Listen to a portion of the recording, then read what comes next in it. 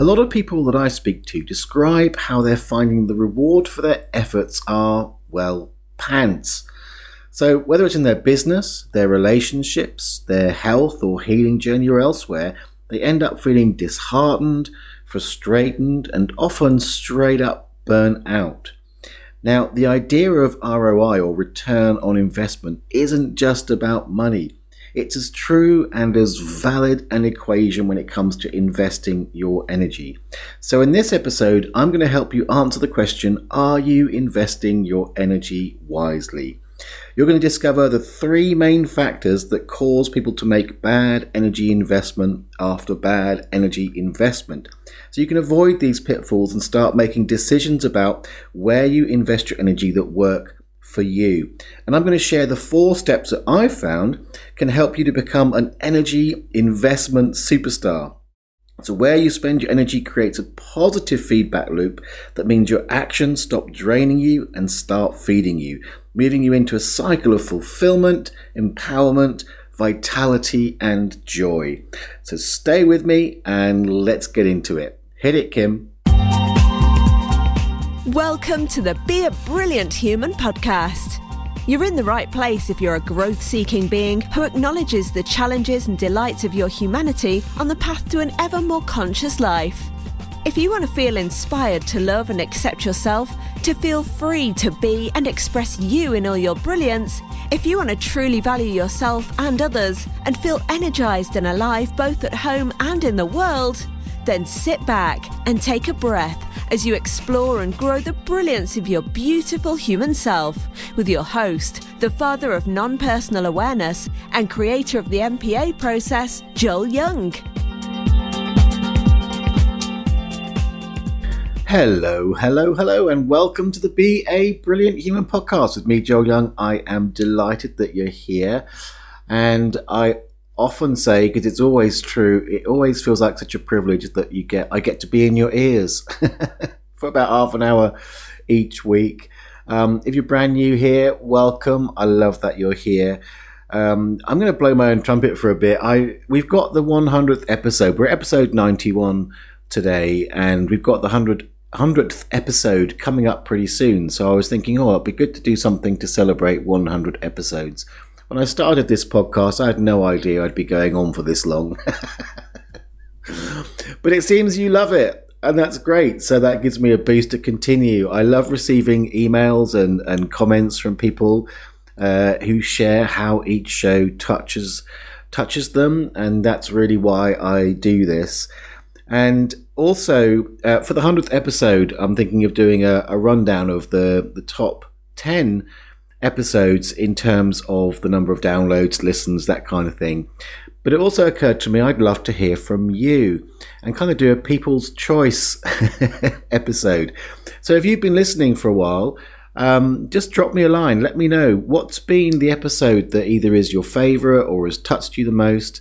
Which ones have stuck out to you. Now, it doesn't mean you have to have listened to them all. I know some of you have. But just if there's an episode, even if you just listen to like 5 episodes or something, but one of them in particular stands out to you, let me know about it, and I'll stick it I'll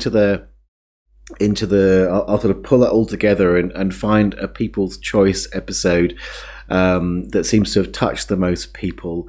That would be fun. So the way you can do that is you can either email me, joel@nonpersonalawareness.com, or you can comment on one of the social media posts. There'll be, there's always on facebook.com/MPA Rocks, there'll always be an announcement post for each episode. You can find any of those, leave me a comment, it'll come up, it'll show me there's been a comment there. Or on Instagram or on YouTube. Again, Joel Young MPA on Instagram. YouTube, if you're on the YouTube channel, it's it's youtube.com/Joel Young. You can leave a comment there. Just let me know what's been the episode that you think, that really touched me. Now, it's possible you have a memory of one but have no idea what episode it is. There's 2 ways you can do that. You can search your general idea about it on the beabrillianthuman.com website in the blog there, which has all the posts and the show notes. Or just if there's something that stuck out to you, just send me an email, get in touch in some form. and let me know it was that episode where you talked about this or that, or you said this in particular, and I'll find it for you. Why not? So yeah, do let me know. And speaking of the beabrillianthuman.com website, that's where you'll find the show notes for today's episode. So we're episode 91, so www.beabrillianthuman.com/91 will get you to the show notes for today's episode. Also, I've got a dare for you.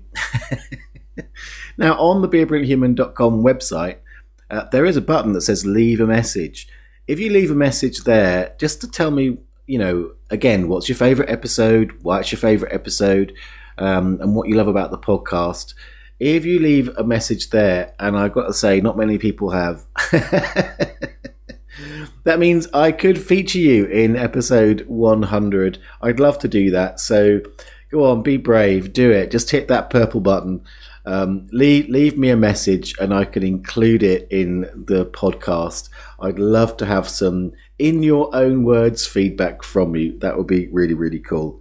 And by the way, if you're a regular listener and haven't yet hit that wonderful subscribe button, please go ahead and do that. I mean, it means you get notified about the episodes as they come out. But it would mean a lot to me if you hit that subscribe button if you haven't already. It tells those algorithmy things that I'm really cool and they should tell more people about it. And I love the idea of spreading the word. Speaking of which, in my research into the top episodes, I discovered today that this podcast is being listened to in 71 different countries around the world at this point. I was pretty stoked about that. All right, that's enough of that. Let's get into today's episode.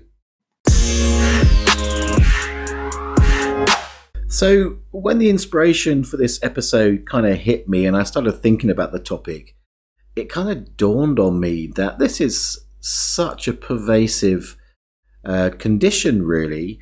I hear from so many people, they feel tired and drained and especially, I work a lot with people who are in this industry, if you like, in this area of personal development. And in different ways, there's a sense of, flogging a dead horse. Okay, this sort of downward spiral of, this effort versus reward thing doesn't seem to pay off in so many cases. So, and in a sense, what you end up with, is a debt of energy. Debt's never a good idea, as anyone who's some kind of financial advisor will tell you.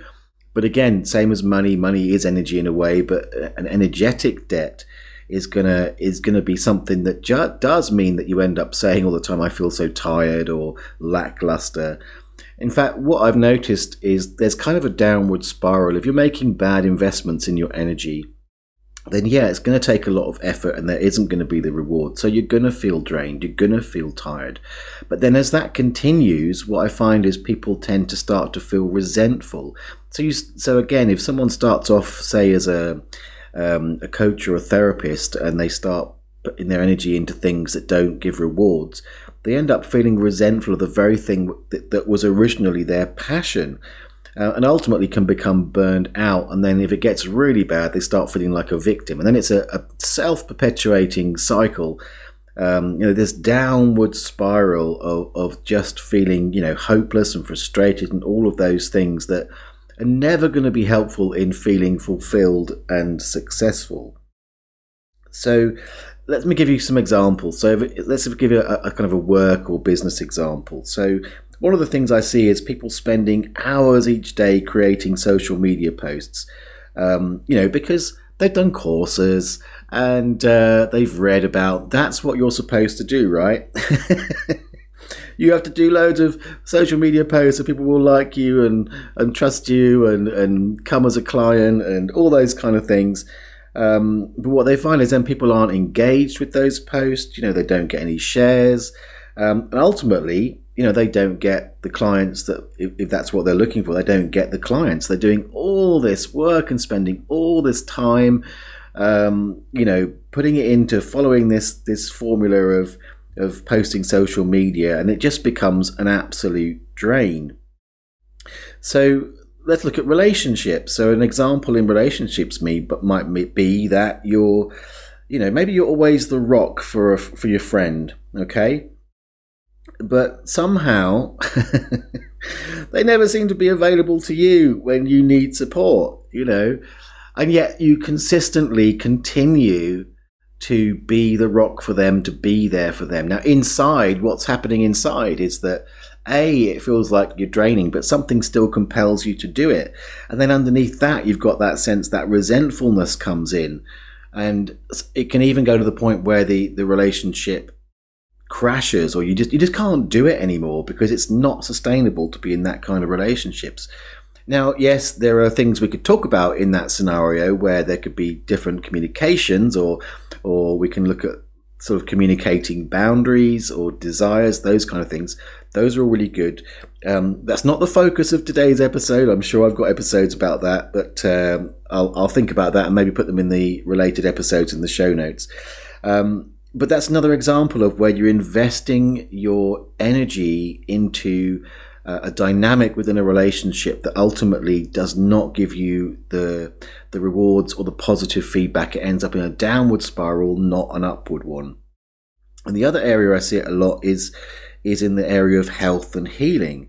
So maybe you're someone who can recognize this, where maybe there's a health issue, or you're in your healing journey and you spend hours and hours researching the right things to do. Maybe you spend, so much money on various special diets that are recommended, or certain healing modalities that someone told you you're supposed to do, or maybe it's supplements or whatever. Again, because that's what you've been told. That's what someone has told you you're supposed to do. But you just end up that, the whole healing journey becomes a massive chore. You end up exhausted, not happy at all, and just desperate to find something that will help. Now, in all of these cases, I'm not saying that, don't get supplements, don't do healing modalities, don't do this. The point is, it's like this whole episode really is about finding what is it that truly works for you, what is it that fits you, rather than making blind investments. Again, if we go back to the analogy of money, it's like someone says, you've got to invest in A, B or C, which may have worked 10 years ago but doesn't work now, so you put a bunch of money in and then you lose it all. Rather than coming into some sense of alignment with yourself, and making investments that feel aligned, that follow your own guidance, and ultimately reap the rewards. All right, so let's break down, what are the three sort of pitfalls or areas that tend to cause the perpetuation, if that's a word, of this downwards cycle. Okay, so the first one is that your energy input is not aligned. Now, I've kind of dropped a lot of clues already about this one. Most of the time, I see that it is applying dogmatic formulas. Again, that's the kind of example of where someone says this is what you need to do in order to do A, B, or C. And again, formulas can be great. I'm going to give you a 4-step formula in a moment. Kind of. But a lot of these formulas, it's really a matter of discerning whether they actually fit you or whether they don't. I tend to think of formulas as guides, and I'm always encouraging people to check in with what resonates or feels true to them. The other way that formulas and these kind of things, or ways that we get misaligned to our energy input, is through the shoulds. I should behave this way. I should behave this way in relationship. That's what I'm supposed to do. We're married, therefore I should be there for my husband, even though he's been an asshole for 25 years. Well, again, there's other ways to address that, but the should can keep you locked in a space where you're doing things that are not aligned with you. Alignment with yourself is a way of monitoring or measuring where the energy that you put out is going to have power, have input. If you're misaligned, it's a bit like trying to spin a wheel without touching it. You've got to be connected in order to make actual movement happen. But you can wave your hand as much as you like next to the wheel. And, maybe if you can get a bit of wind up, it'll shift a bit, but probably roll back to where it was. It's just not effective. So when you're misaligned, when you choose to put your energy into something, which can be a behavior, some action, or even when we often invest our energy in ideas and beliefs, when you do that in a way that is not aligned, it's inevitably going to create a debt of energy. It's not going to have the return on investment. The first one is to watch out for where you're choosing to invest your energy in something which is fundamentally or even slightly not aligned with you. So the second one is about looking at your unconscious motivations. Let's talk a bit about this one. So what do I mean by that? Well, there's a difference between what your idea of what the return is that you want from your investment of energy versus the reality. In other words, what you really want. So, we can often have real loyalty to our bad investments. But here's what I'm talking about. In a sense, you can say, well, I'm doing those million social media posts because, I want to get clients. Now, that may be true, but in a sense, what you're doing, it's important to get conscious about what the true motivation is. Sometimes I find when I investigate this with people, what they're actually investing in is doing the right thing. So there's a subtle difference there. The story in the mind is I'm doing it for clients. But what they're really investing in is fitting in with the herd or doing what's right or what they think is right.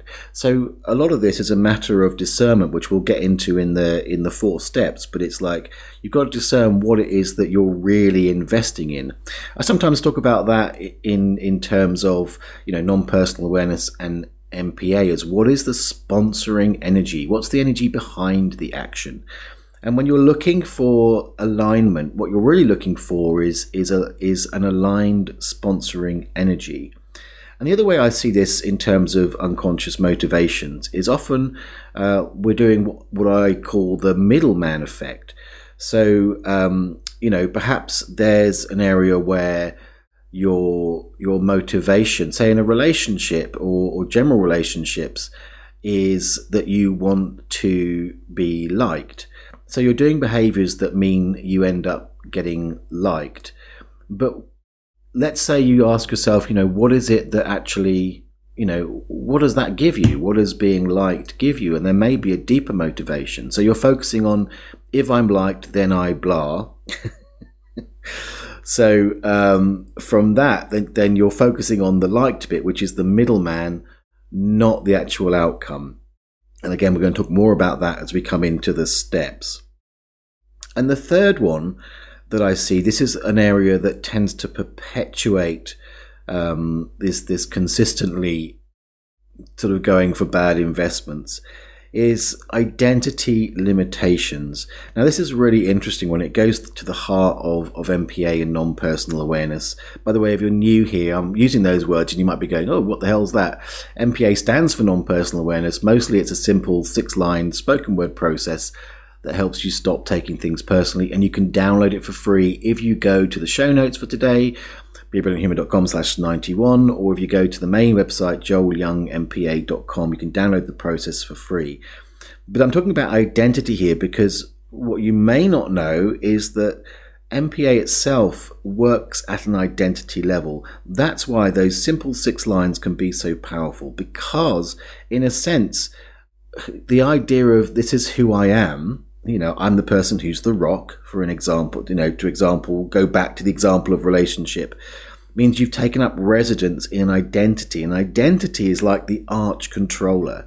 In fact, if you take up residence in an identity, then the beliefs, the feelings and the behaviors follow the identity. So sometimes I say about, people will work on their beliefs, which can work really, really well. Obviously, there's great results from working on beliefs. But if you find that belief is just one of many beliefs that are hanging off an identity can be very creative and go, I can work with that changing belief, but I can still exist. So I'm still going to be the rock. So MPA itself works directly with identity. That, as I said, is why those 6 simple lines can be so powerful. So how does this fit in the realm of, unwise energy investments? Well, often if we go back to that being liked, I'm a nice person, maybe a sponsoring energy and identity that means that those beliefs, behaviors and actions are just consistently supporting bad investments because actually that identity hasn't been examined or shifted or evolved in something which promotes more supportive or better return on investment on your application of your energy. So those are the 3 real areas that I see where people fall into this area of making bad investments. So again, to sum them up, the energy input is not aligned. So it's about finding alignment. There may be unconscious motivations. You haven't examined where what it is that you really want, checked if there's a middleman in there, or if even, what you really want is what you really want, because that's a thing. And then, if it's difficult to move, then it may be that you've got an identity happening, or there's a fixed idea of who you are or who you are being in relation to something. And again, MPA is a fantastic tool for shifting that. So let's go over the 4 steps. I've sort of touched on a few of them as we've gone through these pitfalls, but I want to break it down to the 4 steps that you can take so that you can shift, where you're applying your energy in a way that works for you. So the first step is that you have to wake up to it. Sounds harsh. Wake up. You've got to start to spot where your investment of energy is not giving you the rewards and in fact is draining you. Now, this can be surprisingly resisted. Again, that goes on to more into the realm of identity. If you find you're resisting the change or looking at it, chances are that there's an identity the identity survival is dependent on you continuing these terrible behaviors. When I say terrible, I mean terrible for you, right? So waking up to it really is about becoming conscious. Now, one of the ways that I recommend you do this is to do an energy feedback audit. What do I mean by that? It's literally sort of getting out a piece of paper, looking at the areas in your life where you feel drained and doing some self-inquiry to work out where it is that you're investing your energy, that there isn't a return on energy. I mean, now, audits are not sexy. In my program Boundary Bootcamp, which is a slightly different topic, although it certainly is related, week 1 of Boundary Bootcamp is an audit. And I say in that program, we'll get to the sexy stuff later. This is not sexy, but it is really vital that you do this. Why? Because that's part of the process of bringing things to light, bringing things to consciousness. We are so good at hiding things from ourselves just by keeping it in our mind. But there's a magic when you get something out of your mind and onto paper. So you can almost look at it third party. It doesn't have to be paper. You can do it on your laptop or your device, write it down. But the act of getting it out of you and onto some form where you can read it means you get a different perspective and can see much more clearly those areas where you can admit to yourself that the behaviors that you're choosing are causing you to be drained or feel frustrated or resentful or a victim, so that you know what they are. So that's step 1. Step 2 is to get real about what you want. I mean, really. So I said it's a matter of discernment. So again, the way to do this, really, the way to look at it is, if I go back to the example of looking at the middleman of feeling liked. So you find that certain behaviors is because you want to be liked. So that's like a layer 1 motivation, right? It's like that's what you say you want. I just want to be liked. But you kind of need to ask yourself, when you do behaviors in order to feel liked, does that feed you, positively? Does that work? And what I often find with these sort of middleman style motivations is that they don't. They don't really work because it's focusing on the middleman, not the ultimate outcome. So you need to ask yourself, so if you were liked, then how would that feel? What does that get you? Because that will get you to a deeper motivation. So you're not sort of focusing slightly off on, the means to the outcome. You're focusing on the outcome. So maybe if you were liked, then somehow you would, I'll go to my brain and just imagine if I was liked, what would it be? Maybe I'd feel okay in myself somehow. So your true motivation is to feel okay in yourself. Okay, now we're getting more connected, more aligned. So then if you're doing behaviors that are chasing liked, then you can start asking yourself, well, how can I invest my energy that focuses on, what did I say? Feeling okay about myself. So thinking out loud, this is how you do it without notes.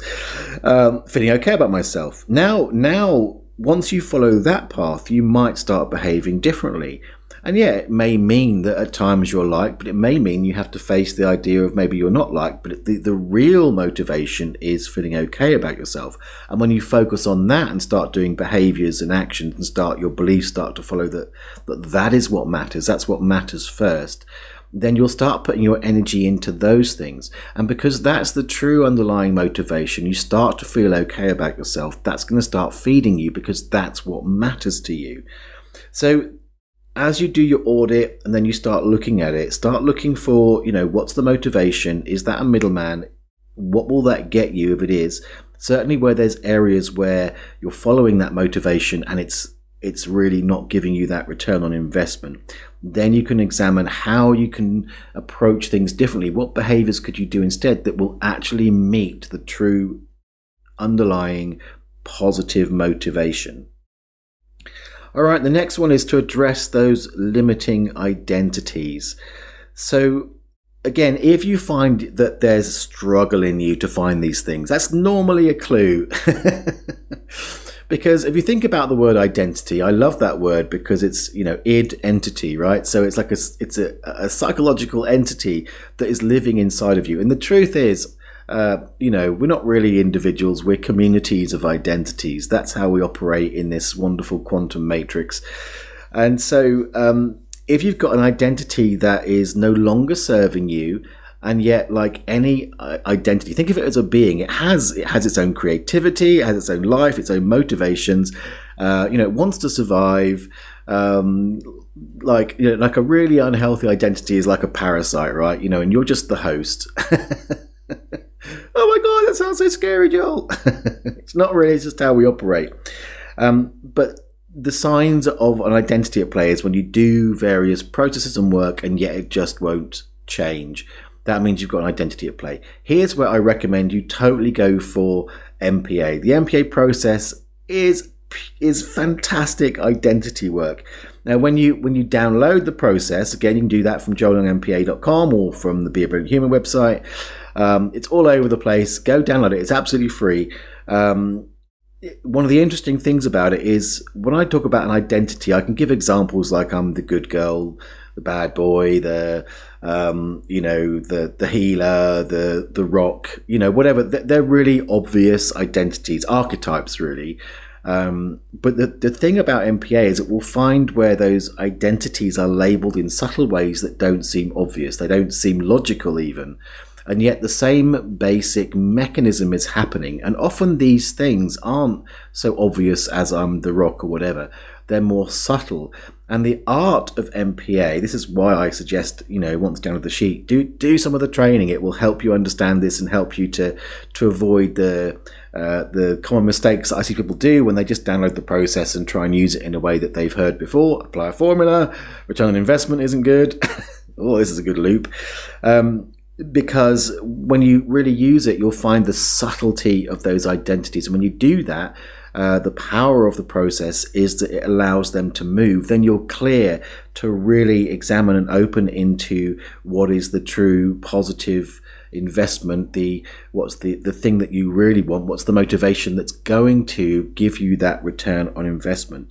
So when you're addressing your limiting identities, my first port of call, and obviously I'm biased, there may be other ways, but I don't actually know of another tool that specifically works with identities. So go download the process, and if you're finding yourself getting stuck in these 4 steps, chances are there's an identity. Go do some MPA on it. And the final step, step 4, is about committing to the change, because oftentimes I find that people will do the sort of initial work to do the sort of bring it to consciousness, but then the piece of the equation that sometimes gets missed, which means that, it doesn't necessarily stick, is there isn't that commitment to the new. So what I mean by that is a commitment to making those good investments. And what commitment does is it supports you in doing that positive energy investment of practice. The cycle of learning and then making something go from, the basic cycle of learning, if you haven't heard before, you start with unconscious incompetence, right? That means you've got no idea, you don't know what to do. Then you go to conscious competence, which is where you go to conscious incompetence, let's get it right, which means there's something that you don't know how to do it. Then as you learn it, you go to conscious competence, which means you need to use the conscious mind to actively make the new behavior or make the change. And now this is where the practice comes in, because as you practice it, you move to the final step, which is unconscious competence. That means it becomes effortless and easy. You don't have to think about it. Same way as when you start to learn to drive, in the beginning you have to think about, indicator, accelerator and clutch and, all those things. You have to think about it, and then you became kind of competent. And now you can drive and listen to music and chat with your buddy in the car, and the car drives itself and your body's just doing the motions. That's unconscious competence. So in the area of this process of coming to a space where, you wake up to the fact that you're making really bad energetic investment. You discover the real motivation, where you can find the motivation that is aligned and will give that return on investment. You address the identity, and then you need to commit to it. Commit to it will invoke a natural practice. Okay, I'm going to consciously, for a while, really consciously make positive investments that give me powerful, energetic feedback, a return on investment, give me energy, help me feel more empowered, help me feel, like this is a life-sustaining decision. And the commitment means you practice it. And as you practice it, it becomes just by itself automatic and effortless. And then, my friend, you are going to start living in a very different world. All right, that's it. That's a wrap for today. Thanks so much for being here and listening. Do let me know what's been your favourite episode. You've been around for a while. If you're brand new to the show, go back and listen to a few. Just pick a few random ones and tell me what's your favourite. Again, you can do that as ever. You can be brave and leave me an actual voice message. If you go to www.beabrillianthuman.com, you can do it via the show notes /91 for today, or just anywhere on that website. There'll be a button that says leave a message, and just leave me a voice message. Tell me, what have you enjoyed about the show in the first 100 episodes or this show? Is there a favorite moment or episode? Let me know, and you can also let me know on the message if it's okay to share it, because I'd love to have your voices on the show. And or let me know. You can email me, joel@nonpersonalawareness.com, or you can go onto social media. Usually it's @JoelYoungMPA. If you're on Facebook and want to do it on MPA Rocks, you can do it. You just go to facebook.com/MPA Rocks. And if you're a YouTuber and you're listening / watching this on YouTube, then just leave me a comment and just let me know what has been your favorite moment or episode so far on the show, and that'll all go into our celebration 100th episode in, 9 weeks time. So I'll be asking you a lot. Make sure you do it. Fantastic. Otherwise, I did mention Boundary Bootcamp today, so I'll put a link for that in the show notes. Boundary Bootcamp, while not strictly speaking about investing your energy wisely, I can tell you right now, if you clear up your boundaries, you've got poor boundaries, you are leaking energy left, right, and center. Boundary Bootcamp is a fantastic program for helping you to really get you to a place where you can hold strong, healthy boundaries in a way that can also meet the resistances that we often find come when we start to change to become someone who has strong boundaries rather than someone who has been boundary rubbish and suffering from it enormously. Plus, the other thing about that is I kind of use a very similar sort of 4-step approach throughout the 4 weeks of that program. So it's a good example of that. So you can check that out. And of course, download the MPA worksheet, or process sheet, I should say, if you haven't already. All of those are available on the show notes, beabrillianthuman.com/91. I think we're there for today. Thanks so much for being here. Hit that subscribe button if you like what you've heard. Make sure you tell someone about it. Big love, and I will see you soon. All that remains is to cue the moo.